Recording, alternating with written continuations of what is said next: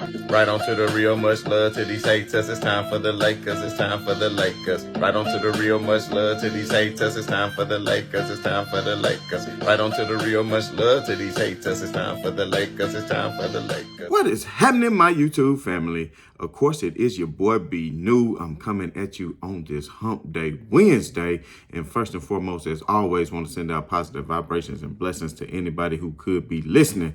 Now, with all that being said, we all know that the Los Angeles Lakers were back at home last night at the Crypto.com Arena in downtown Los Angeles, finishing off that 6-game Eastern Conference road trip, and they were taking on none other than the Boston Celtics. And of course, we know the Boston Celtics were on the second night of a back-to-back, and ultimately this game went into overtime, and you would think that the Lakers would have been the ones with the energy and the ones with the legs, considering they had been at home finishing off their road trip. I want to say that game was on Sunday. So, I mean, they got back, very late Sunday night or either very early Monday morning, and probably didn't get much rest after such a long road trip. But at the end of the day, there's absolutely no excuses because the Boston Celtics are in the midst of, I believe, a 5 or 6 game road trip to the West Coast themselves. So, it was just whoever wanted it more. And I hate to use such a cliche in sports because I know it's a lot about X's and O's, but this game boiled down to who could muster up enough energy.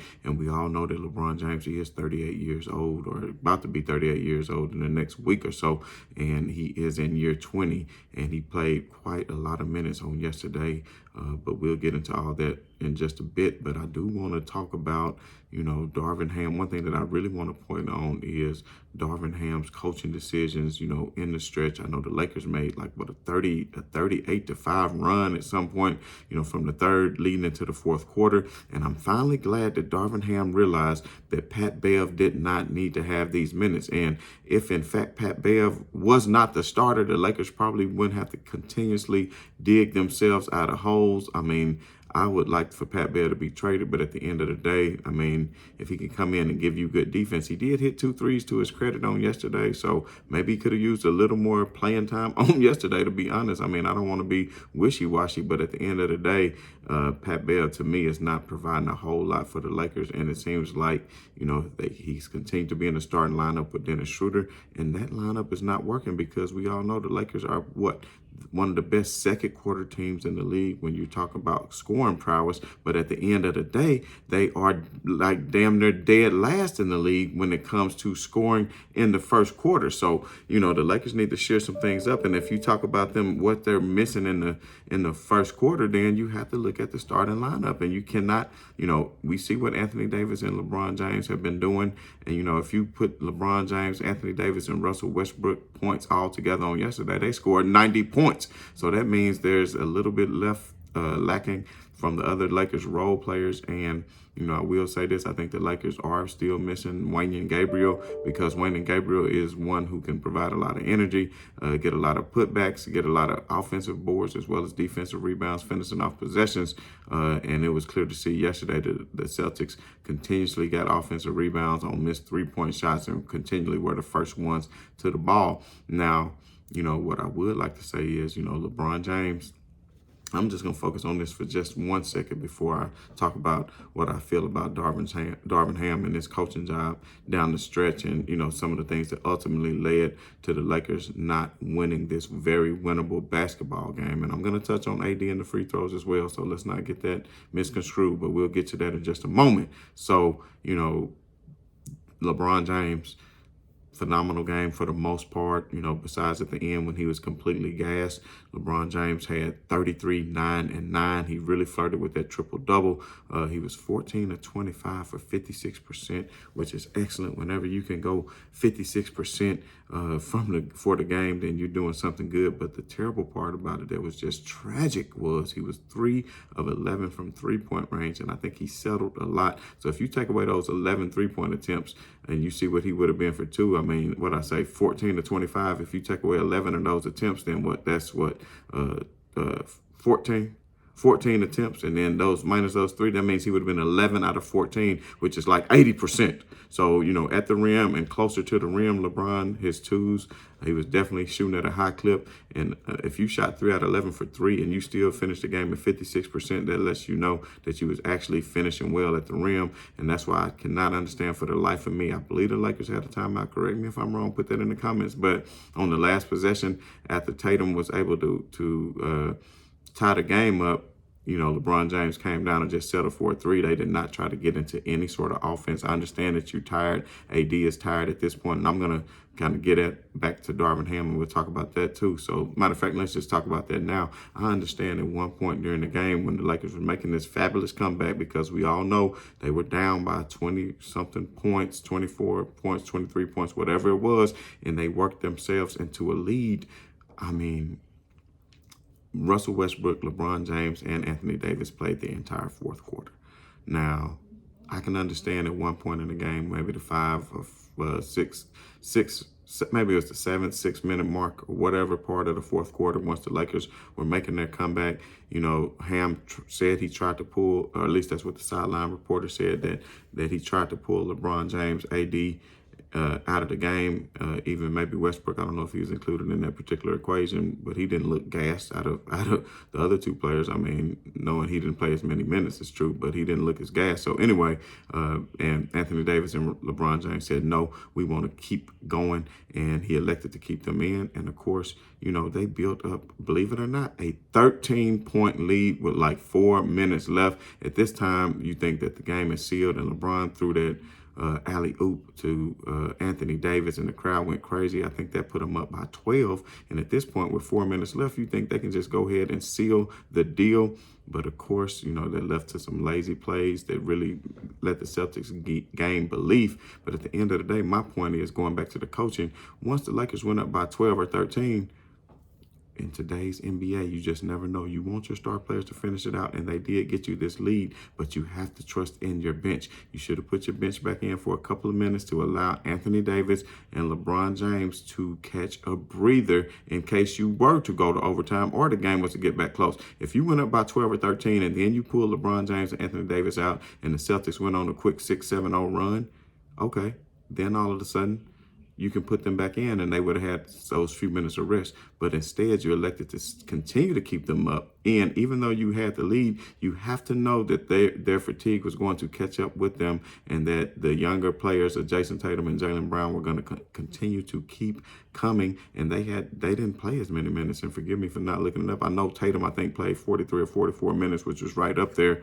with LeBron James and Anthony Davis. But LeBron played 43 minutes at his age, which is damn near a whole NBA game. And Anthony Davis, I think, played 46 or 47 minutes, which he is definitely not used to playing a full game, which is crazy. If you really think about Wilt Chamberlain with the record that he has, where he averaged 48.5 minutes per game, which is a record that'll never be broken. And unfortunately, we don't know what the pace percentage was in those days because they didn't calculate pace. But if you look at it, the 70s, which were right after the 60s, were some of the quickest pace of all time. If you look at the number of possessions per game, the 70s and 80s were pretty high. The 90s has slowed down quite a bit in the early 2000s, but then it upticked again. And that right now, I think it's still on a pretty high pace of a little over 100 possessions per game. But anyway, Wilt Chamberlain played the entire game of every single game that season. And if you include overtime, he played 48 and a half minutes because of the 4 or 5 overtime games that they had when he was playing for the Golden State Warriors. But, he did get ejected in one game out there, double technical that he got, the second technical of the game. But because of the overtimes, he made up for that. So he basically played every minute of every single game. So just imagine the shape Wilt was in. But I think it's also saying, that the league, as far as the physical prowess, just wasn't quite where it was. But at the end of the day, just because he may not be going against the same physical specimens, these players were just as tall as players now, if you look up the average height of the NBA. But anyway, I don't want to try to take away from Wilt, and I don't want to try to go off a tangent because we're here to talk Lakers basketball and not the past. But I just had to throw that in there as a caveat to say, damn, Anthony Davis, you young, buddy, step it up. I know you gas. And then, we want to say to Anthony Davis, had an opportunity to win the game pretty much. If he makes both of those free throws, then that game is out of reach for the Celtics. But of course, we know Jayson Tatum came back down there and put LeBron in the rent cycle and was able to score and get to his spot and rise up and make the shot. I mean, LeBron James did what he could to defend, but at this point, LeBron James is not what he once was in his career, for one. But for two, LeBron James had been playing some outstanding defense during this game. It was closing out on shooters. He did have one play where he let Marcus Smart get the three-point shot, which kind of let the Celtics get back in the game at the end of the game because he was totally gassed at this point too. So for him, even keeping up with Tatum like that on the last play was still a testament to LeBron James. And had he had his normal rest, I think maybe he gets a little bit better of a contest on that shot. But good offense beat good defense every time. And I tell you what, Tatum was looking like Kobe Bryant on that play. And I tell you what, that shot was of perfection. And you just got to tip your hat to them. But had Anthony Davis made both his free throws, Tatum would have had to been trying to go for a three, or they would have been trying to get a three. And even if they did hit it, you still up by one, and then you can ice the game, and that would have been it. But yet again, Anthony Davis misses both free throws, just like he did in the Philly game when he could have iced the game after the Lakers' tremendous comeback. But what I want to keep pointing out is the Lakers, for one, shouldn't have to be coming to a comeback because the starting lineup continues to have Pat Bev, and they continue to go down just like at the beginning of this game. It was 15-5. Now, Troy Brown was a positive +8. LeBron James was the highest. He was +10. AD was a -8 because a lot of that time he spent with Pat Bev. Lonnie Walker was a -18. And then you have to think about this. Austin Reeves, who played great for the most part of the game and had timely plays and good assists to Anthony Davis and, played pretty good defense. Westbrook played pretty good defense as well. I think, and let me get to that in just a moment, but Austin Reeves only had 4 points and Lonnie Walker only had 7 points. You got to have more than that from your role players. And I mean, another thing that I want to mention about Darvin Ham is, when Anthony Davis was being gassed in the fourth quarter, when you up by 12 or 13, at this point, go ahead and let him get a break for a couple of minutes and bring in Thomas Bryant. Thomas Bryant was a +4. He had been playing well with LeBron James. He had been playing good defense. He can stretch the floor. He's capable of hitting threes. He showed that he deserves minutes. So have trust in your bench, and understand that you're going to listen to your star players when they say they don't want to come out. But that was at a different point in that game. Once you saw the comeback coming back like that, you should have noticed, look, they are gassed. And I know you don't want to bring in the bench at this point because now it's a comeback. But at some point, you have to look and say, these players need rest regardless. And as the coach, that is your ultimate responsibility. And I don't care whether it's LeBron James, Anthony Davis, whoever, because that's why Darvin Ham was brought in here to make these type decisions, to show that he is the one that's in charge of the team and show everybody that, he has what it takes to be able to be a leader of men. And that's what he needed to do. It was to let LeBron James and Anthony Davis know, listen, you need to come out of this game for a few minutes and get a breather. And Dennis Schroeder, he has not really been showing up since he's been back in the fold, to be honest. So the Lakers really do need a shooter. I would think that Lonnie Walker would have had better looks. I don't understand either. At the end of the game, LeBron James walks it up the floor, and then when he comes up the floor, they didn't try to get into any kind of offense. They would have had time to set some kind of pick and roll or maybe get to the hole, get to the free throw line. The game is tied. You're already gassed. Why just throw up a three that probably not going to go in because you're that tired? And then in overtime, the Lakers, I think, was either 0 for 4 or 0 for 5 from threes, just settling for threes. Russ came out. The Lakers went up by 4 in the first minute of the overtime with Russ getting to the hole and making, pretty good shots. So Russ overall had a hell of a game, if you think about him pouring in the points, because he was 20, 14, and 5. And I mean, 14 boards, that's pretty big. So, with Russell Westbrook, I think at this point, damn the whole thing about him being, coming off the bench. I understand he's providing that shot in the arm, but if he's making you come back, then how about keeping him on the floor some? I don't think him and LeBron James spent enough time on the floor together yesterday. I think that was another problem. LeBron James has been playing great off the ball with Russell Westbrook, finding easy finds to each other. Russell Westbrook is getting paid $40-some million.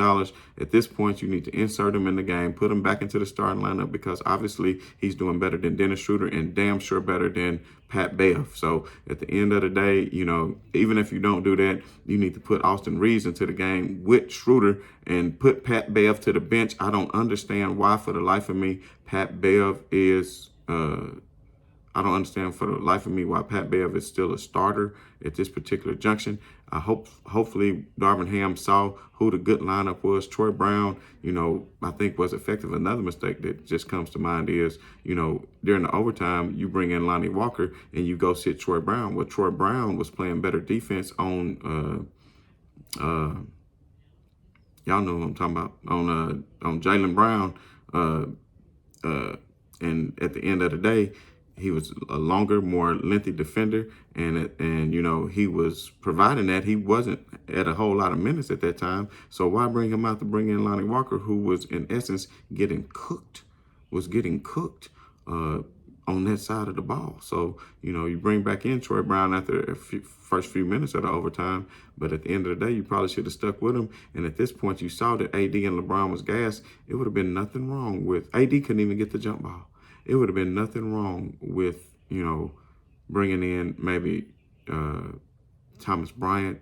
But I understand, well, maybe not because it's overtime and you count on your superstars, but they didn't have enough break. And even if so, once you went up by 4 and you saw that they came back, hit the 3, and they took the lead by 1, don't end the game with timeouts in your pocket. Call a quick timeout. Try to get some more rest for your players. Do what you got to do. So if I had to say coaching, I had to give the coaching a D or damn near a D minus because of the starting lineup that Darvin Ham continues to keep Pat Bev in the lineup, and also not getting the players the adequate rest that they needed, especially after going up by 13 with 4 minutes left. At some point, you could have got them a breather, especially being up like that. So at the end of the day, I just want to figure out why is it, that Patrick Beverly continues to have starting minutes, even though he didn't get a whole lot of minutes last night, which was good. So hopefully that was the wake-up call that Darvin Ham needed. And, the Lakers can get this thing turned around, because even with the record being what it is, there's still not a lot of games out of being in that 5, 6, 7 seed. Golden State lost last night on the road, fell to 500. Nobody's really talking much about them as they fell to 500, continuing to play poorly on the road and have a poor road record to be the defending champion. So, I think, some of these teams are going to come back down to earth. You got the Minnesotas, the Utahs, the Sacramentos of the world, and I think the Lakers can still be a dangerous team. They might need to go ahead and pull the trigger on the trade. I don't think it has to be anything drastic. If you can get something back from Westbrook and go ahead and get him out the books now and get a couple of shooters, then that would be great, because with LeBron James and Anthony Davis continue to score how they score, they just need some reliable shooters. And, Lonnie Walker, you have to be more consistent than what you were.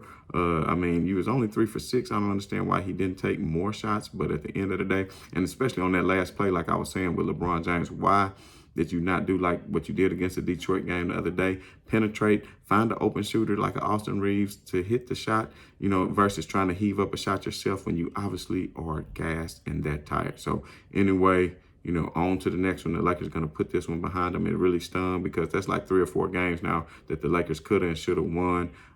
They can only continue to build upon this and get better. So I know they want to see them through the holidays and see what was going to happen. Well, the holidays are upon us. So let's see if Rob Pelinka has anything up his sleeves as far as making any kind of changes or adjustments. Because the Lakers, they're competing night in and night out. When they started 2-10, they were not competing. So that's all you can ask night in and night out, because any given team on any given night can win. You just need to develop consistency and being able to finish these games. And if the Lakers can hold the number 1 offense in the league to that minimum amount of points during a 35-5 run, then they're capable of doing that the whole game. And they need to continue to have the right rotations and personnel in place, and Pat Bev is not that guy. So at the end of the day, man, it's your boy B New. If you haven't done so already, you know what to do. Hit that bell, hit that like, hit that subscribe. As always, man, right on to the real, and much love to these haters. I'm out.